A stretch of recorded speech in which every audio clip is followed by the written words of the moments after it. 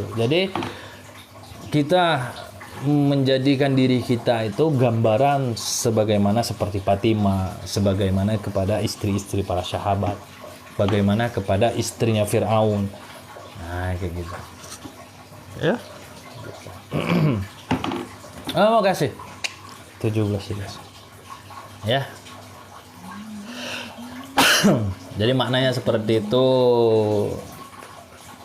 Jadi ibundah dari Fatimah ada lagi ketika Fatimah pada saat malam takbiran. Ini kan banyak cerita Fatimah. Ketika Fatimah malam takbiran, beliau menangis. Kenapa ditanya menangis? Yang menanyakan itu adalah malaikat.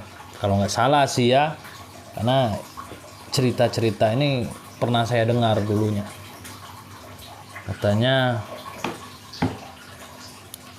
Hasan Husain belum ada baju gitu. Kan kayak gitu. Hasan Husain nggak ada baju lebaran gitu. Ya itu sedih lah cerita itu. Saya juga udah lupa ceritanya. Pokoknya dikasihlah ada orang yang datang itu jelmaan itu, padahal malaikat Jibril menjelma menjadi orang mengantarkan pakaian untuk Hasan Husain. Jadi memang ya, iman lah itu, perkara iman. Izin keluar besok mau ngantar anak. Siap bang, izin mundur. Siap, mau istirahat lanjutkan. Jadi Fatimah itu orang yang begitu sabar. Habis selawatnya mau bang Esel tambah doa. Alhamdulillah. Tuh dikasih kotak harta karun guys 100 lagi. Ayo guys kita mulung.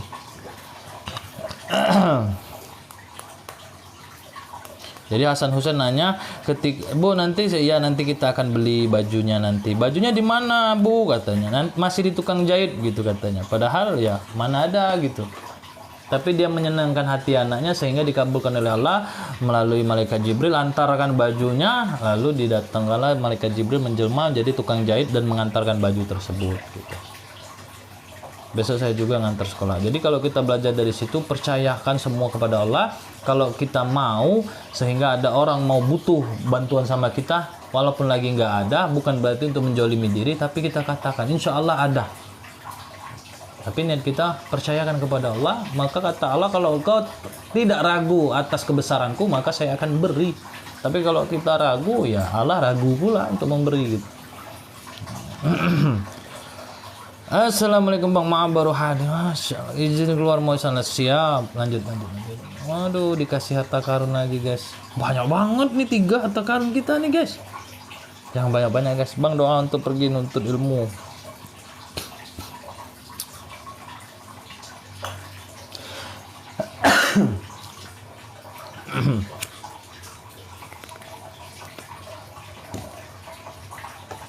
Rabbi shrah li sadri wa yassir li amri wahlul 'uqdatam min lisani yafqahu qawli. Amin. Jadi kita itu mana tahu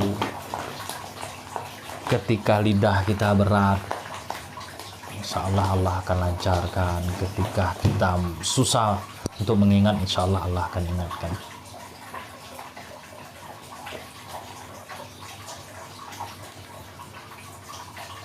Assalamualaikum warahmatullahi wabarakatuh.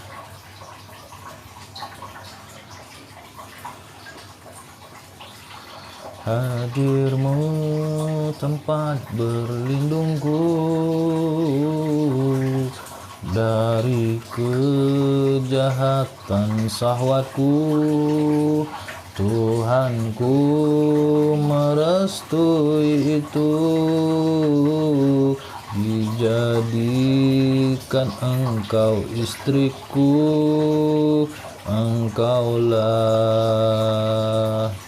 bidadari surgaku.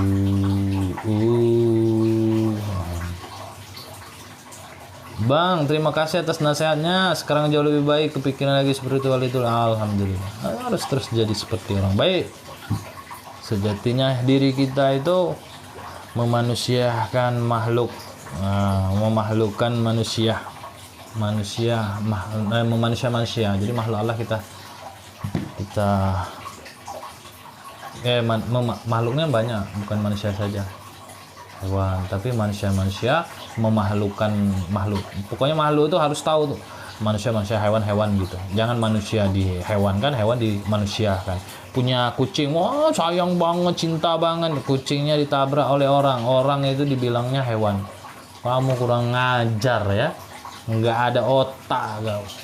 Kucing saya ini mahal, belinya itu jutaan. Kau tabrak, kau harus ganti rugi. Ini kan padahal ini hewan gitu loh. Ketika kucing bagus, lalu anaknya nggak mandi, kucing dimandikan. Ini banyak sekarang terbalik. Bang SL, semangat, amin. Ngapalah kak, sejak aku dekat kepada SWT banyak dapat. Oh iyalah, Allah itu nguji orang bukan hanya untuk orang jahat saja, orang baik itu Allah uji. Enggak ada orang baik aja Allah uji, orang jahat juga Allah uji. Gimana ketika HP saya rusak, jatuh, ya kan, ujian ini. Kenapa Allah beri sabar enggak nih, Yas? Kalau dia sabar, mulung dulu guys.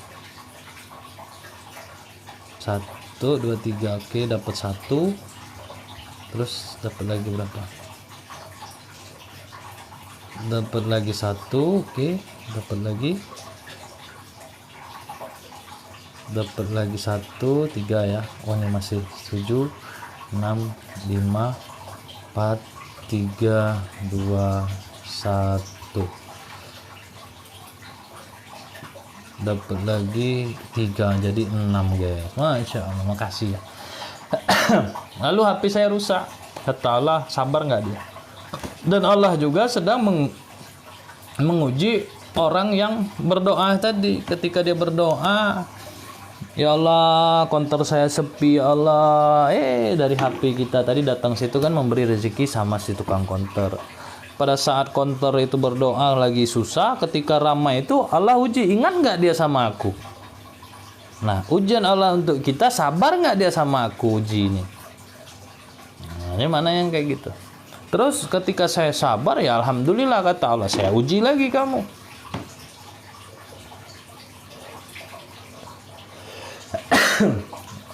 Lalu yang satu tadi bersyukur, Allah uji lagi banyak kan. HP orang rusak. Jadi ujian tuh. Terus bang, saya sebagai orang yang sabar tadi, tiba-tiba nggak sabar HP saya rusak. Allah uji lagi. Oh ternyata kok nggak sabar gara-gara HP. Ya udah, nanti saya uji lagi lebih besar. Lalu yang punya konter tadi ternyata lupa sama Allah, Allah uji lagi. Oh begini ya. Ketika kau ada, lupa kau sama aku. Jadi kita itu diuji semua, jahat, baik, jahat itu semua orang diuji. Jadi nggak ada cerita apa yang mereka akan perbuat. Allah itu nggak benci orang karena itu makhluk yang dia ciptakan. Yang Allah benci itu perbuatan, bukan berarti perbuatan dia lakukan itu terus akan dia lakukan. Allah terus lakukan, nggak apa-apa kata Allah. Aku temukan lagi. Makanya kalau kamu makan di rumah makan, ketika banyak porsi yang kau harapkan, kamu akan menunggu lama. Sehingga makan tersebut bisa datang. Kalau kau menunya cuma 1 atau 2, maka dia akan segera datang. Begitupun juga kita hidup, banyak keinginan, banyak mau, ya kan lama prosesnya. Maka kita bermain dari waktu tersebut. Jadi Allah mainkan kita. Sebelum kita menikmati rasa enak, kita akan disakitkan dulu kata Allah. Jadi kita perlu sakit dulu. Bang izin mau indur diri dulu. Berat besok mau antar sekolah. Siap, lanjut Mbak Aurel. Semangat Mbak Aurel ya. Sehat terus buat Mbak Aurel. Malam ini nggak mencari anak buahnya Wak Gopar bang. Belum, saya masih istirahat dulu. Masih agak-agak migrain guys. Afwan izin lab bang. Saya selalu siap mundur. Amin. Jadi jangan sampai saudara diuji ini bukan fase harta, bukan fase barang diambil rusak. Diuji ini juga sakit. Kalau kamu sakit aja kamu nggak terima, kata Allah, loh bukannya dunia aja nggak akan kau bisa bawa mati, harta nggak bisa kau mati, sedangkan jasadmu juga nanti akan mati busuk. Oh begini kamu cara tak bersyukur, ya udah nikmati aja gelapnya dunia, karena kau hidup di dunia kan kau banyak sekali maunya, nah kan gitu. Hak orang hak kamu. Jadi kayak gitu ya guys ya. Makanya kalau dia ikhlas, ya insya Allah ketika istri Asia atau istrinya Firaun, ketika dia mau ditimpahkan dengan batu besar, maka Allah ambil dulu ruhnya supaya dia tidak merasakan sakit di dalam tubuhnya. Gitu. Kita di dunia ini hidup udah nggak ikhlas. Kita orang nggak suka, benci sama orang, nggak ada asal, benci sama orang, lihat orang nyeleneh dikit, benci, padahal itu makhluk Allah. Maka kata Allah, ya udah gitu, kau rasakan juga nanti. Tapi kalau dia baik, dia mengerti, dia paham, dia sadar, oh begini sejatinya hidup, oh begini tujuan Allah ciptakan kita, oh begini, ya udah. Ketika kita disakitkan, kita senyum, nggak apa-apa ya Allah, saya sabar, saya ridho. Gimana ketika kita mati? Pasti kata Allah, dia siap nih dimatikan. Bukan saatnya Allah langsung matikan, tidak. Allah kasih juga fase sakit. Terus setelah itu Allah kasih sakaratul maut. Lidahnya mampu nggak menyebut kalimat la ilaha illallah. Kalau dia mampu, maka insya Allah. Makanya Allah, saya tuh nggak mau mencela orang-orang jahat, guys. Saya nggak berani mencela.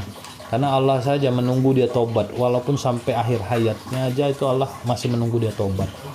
Nah, jadi derajat orang bertobat itu lebih mulia ketimbang kita yang merasa baik hingga mencela orang. Makanya hati-hati, jaga lisan, jangan sampai mencela orang. Ya.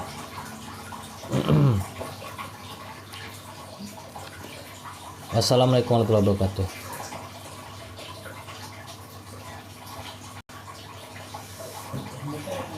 Bang, mandi 9 tuh bagus. Mandi aja terus.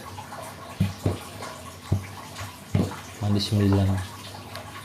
Berapa kali mandi baca. Itu guys. Jadi benar Fatimah anak Nabi itu ibu bagi perempuan mesti bersebab. SL tahu sebabnya.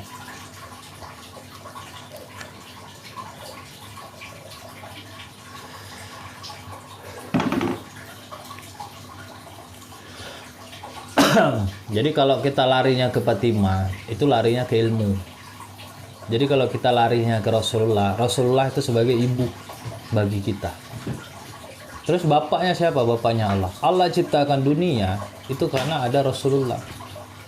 Ketika itu Nabi Muhammad bertanya, ya Allah, kenapa engkau ciptakan dunia? Saya ciptakan dunia untukmu, Rasulullah. Lalu kata Rasulullah, engkau untuk apa?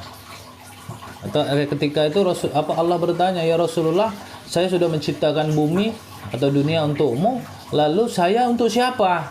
Nah, kata Rasulullah, apa kata Allah begitu? Maka pada saat itulah kata Allah, saya bersaksi, kalau saya untukmu ya Rasulullah, lalu umat saya untuk siapa? Kan gitu. Maka saya akan memberikan rahmat saya kepada orang yang membasahkan lidahnya hanya untuk bersalawat kepadamu ya Rasulullah. Nah, itu aja, itu udah lengkap banget tuh kalau ke sana. Nah, kalau kita langsung ke ya secara hakikatnya itu ya tinggi nanti. Iya, di akhir mandi. Allah Allah Allah, Rahman Rahman Rahman Rahim Rahim.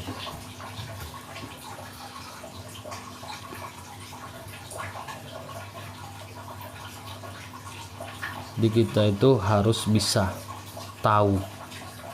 Insyaallah, insyaallah. Mas John, meneng sek Mas, lagi curhat kuno guruku. Allah Allah. Ini yang nonton banyak banget guys. Nak sabar, itulah hidup ini, yang mano kasih ke Allah itulah yang terbaik buat kita. Semoga aku ketemu. Allah.